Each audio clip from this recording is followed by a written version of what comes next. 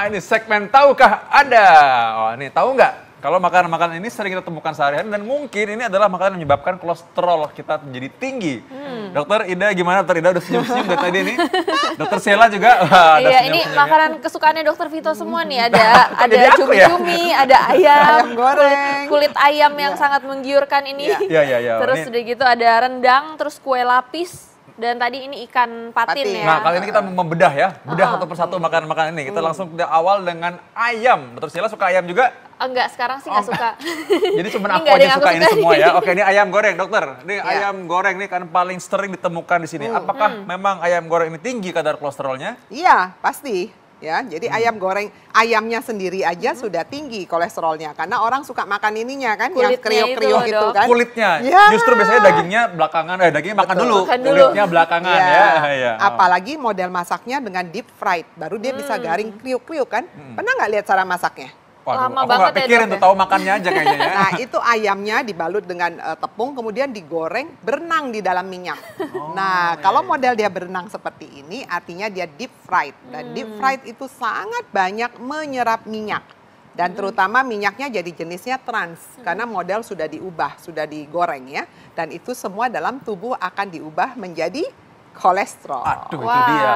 Nah, sekali lagi saya mau nanya lagi nih. Kalau ada kan orang makan ayam ini suka pakai tisu sampai dikekep, semua kan udah keluar semua minyaknya. Nah, itu efek gak tuh? Kan ya nggak efek, nggak efek. Dia hanya mengurangi minyak yang tadi bekas gorengan. Tapi minyak yang terkandung di dalam bahan yang sudah digoreng tadi kan dia nggak mungkin meresin keluar. Karena kan dari mentah menjadi matang, dari proses pengolahan itu tetap ada minyak yang masuk. Atau nawar lagi. Ada orang yang diet tertentu, yang penting nggak makan nasi tapi dia makan ayam, kulitnya dilepas sama dia. Jadi kan mengurangi tuh. Ya. Itu efek nggak? Nah, itu lumayan efek. Jadi kulitnya jangan dimakan, kemudian hanya makan dagingnya aja.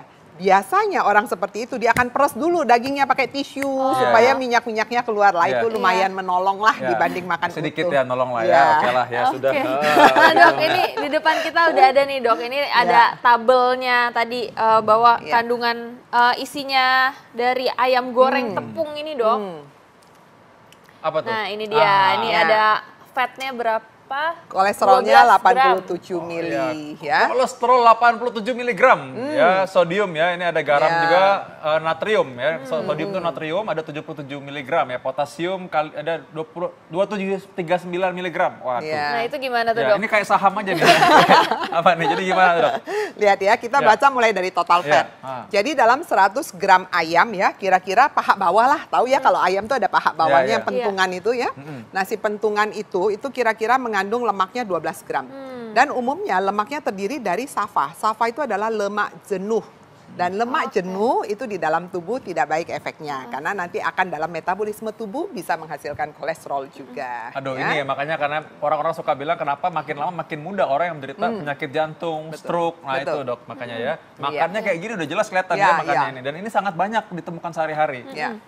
Oke. Kita lihat lagi nih, yang lain gimana? Yang kedua nih, kesukaannya Dokter Vito nih. Kenapa aku semua yang suka ya? Telur.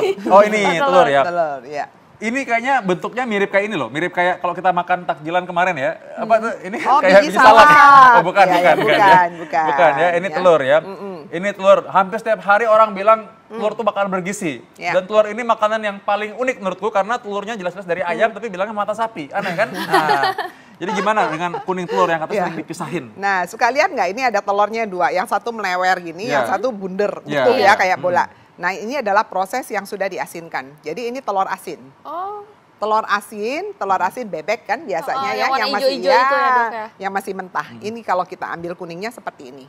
Nah, kalau ini yang telur ayam kampung atau ayam negeri yang tidak diasinkan yang masih segar, pasti modelnya dia akan melewer gitu, agak melebar sedikit. Nah, kalau ini kan bulatnya utuh kayak bola gitu ya. Nah, kandungan kolesterolnya dalam kuning telur itu kita hitung dalam 100 gram. 100 gram kuning telur tuh kira-kira 6 butir.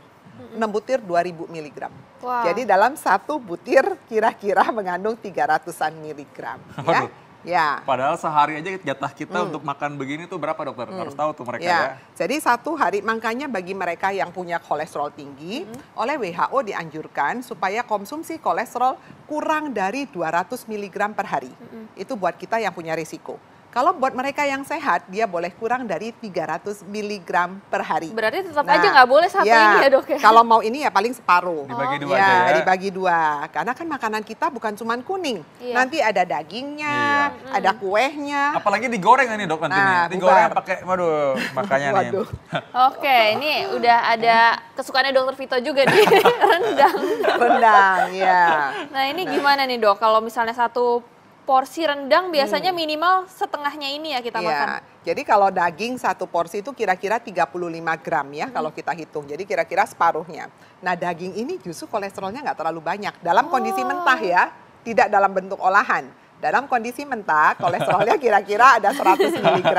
Mentah ya, kita ya. Itu udah mau loncat dari wih nggak apa-apa gitu ya. Tapi yang kita nggak makan daging mentah, yang kita makan sudah diolah. Dan dengan proses pengolahan kita ikut menambahkan lemak-lemak jenuh dan juga lemak trans. Dan kita tahu lemak jenuh dan lemak trans sangat jelek untuk tubuh kita.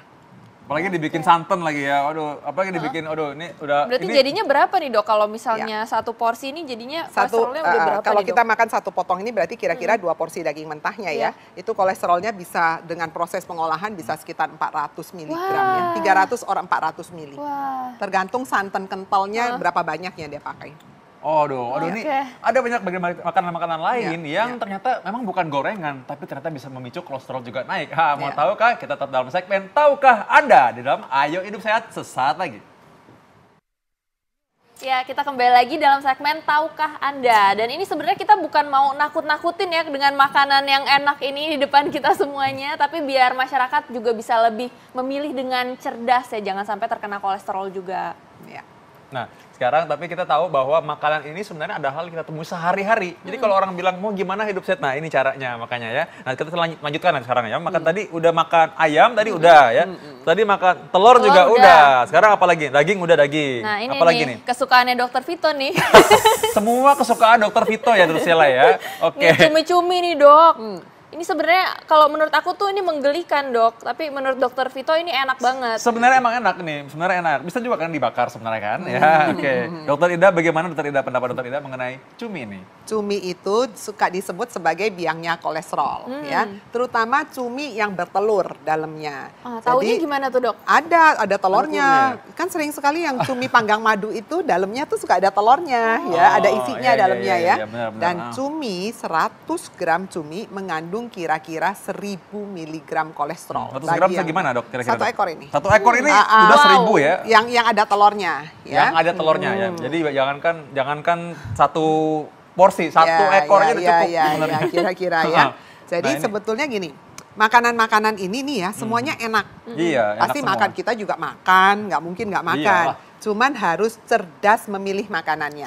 Jadi kalau mau makan kita tahu ini kolesterol. Satu ini gigit kolesterol. aja gitu ya dok kayak ini. Kan biasanya dipotong-potong sama mereka ya, jangan satu tusuk satu ekor diembat semua ya. Dibagi-bagi, satu tuh dibagi buat 4 orang makan. Jadi kamu dapat kolesterol, aku juga dapat ya. Kemudian nanti rendang satu ini jangan dimakan sendiri dong. Bisa dibagi menjadi 2 atau 3 orang makan. Ambil dibagi-bagi dok. Ya, bagi-bagi emang. Aku bisa makan sama istri selalu bagi 2 ya biar bisa menikmati terus sambil ngobrol kan udah. Dan berbagi kolesterol ternyata ya. Ya, gitu ya. Gak susah repot tuh kalau makan dokter Sheila soalnya. Semuanya jadi punya kita gitu. Dia nggak makan. Iya, abis makan kan kita biasanya cuci mulut nih dok. Nah ini salah satu kue yang enak juga tuh dok, kue lapis legit. Nah tapi ini dibuatnya dari banyak ini ya dok ya, apa telur ya, kuning telur. Jadi gini, lapis legit itu kan ada macam-macam tergantung pembuatannya, bahan pembuatannya. Kalau lapis legit yang enak, biasanya dia menggunakan kuning telur 1 loyang 40 butir kuning telur. 40 butir bayangin. Ya, supaya enak banget. Dan Anda lihat suka berminyak sendiri, kalau ini kurang nih. Ini agak kurang berminyak ya. Kemudian dalamnya dia suka tambahkan dengan weisman yang enak atau mentega atau segala macam lemak-lemak lainnya ya. Jadi bisa bayangkan ini dimakan bener karena minyaknya nggak keluar ini ya. Jadi bisa dibayangkan kalau 40 butir kuning telur belon menteganya, maka 1 potong ini kira-kira mengandung tadi kita hitung. Lebih dari 1 ya dok ini? Iya, lebih dari 1 butir kuning telur ya. Jadi bisa kira-kira mau 300-400 miligram. Wow. Ya, setengah aja cukup nih tadi. Dihabisin dikembalikan ya. Harus bisa mengendalikan diri ya. Ya, betul sekali ya. Dok, ini kalau misalnya makanan di depan kita urut rutin nih dok, dari yang paling banyak kolesterolnya sampai yang paling rendah dok. Ya. Itu yang mana nih dok? Silakan coba tulis dulu ya. Tulisanku jelek soalnya. Yang paling tinggi kolesterol tinggi. ternyata ada di kue ini. Aneh kan ya, langsung pada Iya, padahal kue ini yang bisa dibilang bukan gorengan, Iya. ternyata ini yang paling tinggi kolesterol dari antara semua makanan yang ada di depan kita ini sekarang. Jadi kue lapis legit adalah yang paling tinggi, juara 1. Juara 1. Jadi sebenarnya boleh makan nggak? Boleh makan nggak sebenarnya ini? Boleh, tadi Kayak cara Dr. makan Vito gitu ya, ya? makan Cukup segini aja, aja ya. setengah aja. Jangan sampai satu loyang dimakanin semua, Tahu saking diri enaknya. ya. Iya. Cukup enak kok sebenarnya ya. Enak. Rasa manis itu udah merangsang otak kita, udah bilang cukup, kamu sudah menikmati kenikmatan yang Iya. hakiki ya, gitu ya. Udah bahagia ya, udah Betul. senang. Makanya langsung senang nih saya nih. Oke, nomor 2 nih dok. Nah, ini si selanjutnya. cumi. Oh, cumi ini ya. Ya, cumi ya. Ini nomor 2 ya, Iya. nomor 2 cumi. Yang Cumi udah juga jadi tinggi sekali. lebih banyak lagi daripada yang ini ya dok ya? Betul, betul. Ini kan per 100 gram ya, jadi dia banyak banget. Nah, Oke. terus yang nomor 3 ini ada di ini nih. Oh, nomor Di 3. ayam. Ternyata ayam bumbu tepung ini nomor 3 loh. Ya, karena orang kalau makan kan nggak mungkin meninggalkan kulit. Iya. Iya. Makanya saya ini gini, ada kadang-kadang orang dengan diet tertentu tidak mau makan nasi atau karbo katanya, tapi dia makan makanan begini. Ya. Oh, yang penting makan gorengan bukan karbo, jadi biar bisa cepat kurus katanya gitu. Ya, betul. Ternyata kita tahu bahwa sebenarnya itu tidak betul ya. Malah Ya. sebenarnya bisa meningkatkan berat badan juga. Kan Betul. ada kalorinya ya, minyak Betul, itu. dari minyak ya. Berikutnya apa lagi nih? Nah, ini. Rendang ya Oh dok ya, ya? ini Rendang, masih ada oke. kuning telur kita ya. Ini kuning Iya. telur. Iya, iya. Kuning telur ini dulu baru masuk rendang. Rendang itu yang kecil. Berarti ini di sini ya. Oh, Ya, gitu. ya. Kuning telur ini ternyata yang dibilang sehat juga, tapi hati-hati ya. Kuning Jadi ini kalau harus hati-hati. bisa ya direbus aja sudah supaya tidak mendapat terlalu Nah, banyak. bagaimana kalau anak-anak? Katanya anak-anak kan sebenarnya kan anak-anak itu kan dikasih telur dadar. Ya, Dan dibilang, wah kalau anak-anak mah kalau telur rendah lah nggak apa-apa. Ya, ya, Itu gimana? Kalau anak-anak, selama kita tahu dia dalam masa pertumbuhan, kuning telur ini bagus sekali untuk dia. Karena dia kaya akan kolin. Nah, kolin itu bagus untuk sel otak ya. Jadi kalau buat anak, kita masih izinkan dia 1 hari 1 butir. Oke, sampai Jangan umur lebih. berapa tuh dok? Nah, biasanya sampai dia masuk ke fase akil balik ya. Biasa kalau dia sudah mulai fase ke dewasa, nah itu kita sudah mulai mengurangi. Karena kenapa? Karena dia di luar itu suka konsumsi makanan sendiri yang lebih tinggi kolesterolnya. Oke, Udah jadi bisa ini, jajan. jadi ini bukan untuk yang 17 tahun ke atas ya. Ya, hati-hati ya. Oke, yang ini. Rendang nih, rendang. Ya, Rendang nomor rendang, oke. 5. 5 ya. Nah, rendang nomor 5 ya. Nah, yang paling sehat sebetulnya adalah ikan kita ini. Ikan patin untung sekali. Masih ada makanan enak yang bisa dinikmati ya. Ada ikan patin yang dibumbu dengan jahe dan segala macam ini. Nah, kolesterolnya dan, paling kecil. Dan ini makanan ini kan mungkin tidak bisa kita tolak ya dok ya setiap hari.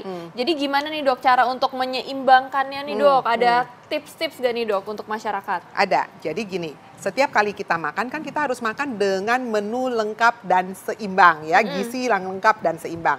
Lengkap artinya harus ada karbohidrat. Karbohidrat harus ada loh ya. Yang kedua harus ada protein. Protein sumbernya 2, hewan dan nabati.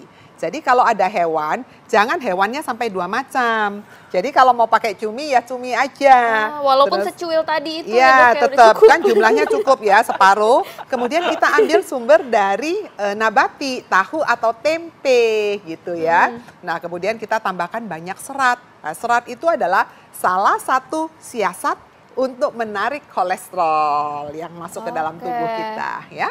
Nah, Jadi ingat harusnya ada sayuran. Iya. Dan tadi tahu diri lah intinya ya. Jadi soalnya kadang-kadang orang itu selalu nanya gini, pantangannya apa dok? Nah pantangannya apa dok? Jadi mindset dia selalu pikir bahwa ini nggak boleh, itu nggak boleh. Akhirnya susah hidupnya nanti jadi Betul, ya. Nggak betul, bahagia dokter ya. betul. Kayak tadi kan kita udah menikmati ini segini udah cukup. Iya. Dan nanti makan juga yang penting kita tahu bahwa yang masuk ini adalah harus dibatasi dokter ya. Betul. Berarti cobain aja semuanya boleh tapi 1 gigit aja. 1 gigit nanggung Sela gitu ya. 1 gigit doang Iya. Pak ya, kurang rasa ya Ya, kayaknya. Kurang 2 gigit rasa, lah. ya. Dan olahraga juga jangan lupa ya dok Ya, ya. jangan lupa. Jadi pokoknya lakukan gaya hidup sehat. Makan semuanya boleh, asal kita tahu persis jumlah yang harus dimakan. Jangan kalau bilang boleh 1 loyang dimakan, kuning telur semua dimakan, ya ayam segitu dimakan, kriuk-kriuk ya bubar wis. Nah, Cari jadi dokter kalau gitu. Anda masih ingin lebih tahu lagi mengenai gaya hidup sehat, maka Anda saksikan terus Ya. Ayo Hidup Sehat tiap Senin sampai Jumat pukul 13 sampai pukul 14 ya Tersila ya. Ya, dan kalau sampai ketinggalan bisa dilihat juga resumenya di laman kami di viva.co.id. Saya Dr. Sheila Salsabila. Saya Dr. Vito Damai, Indonesia, ayo hidup sehat.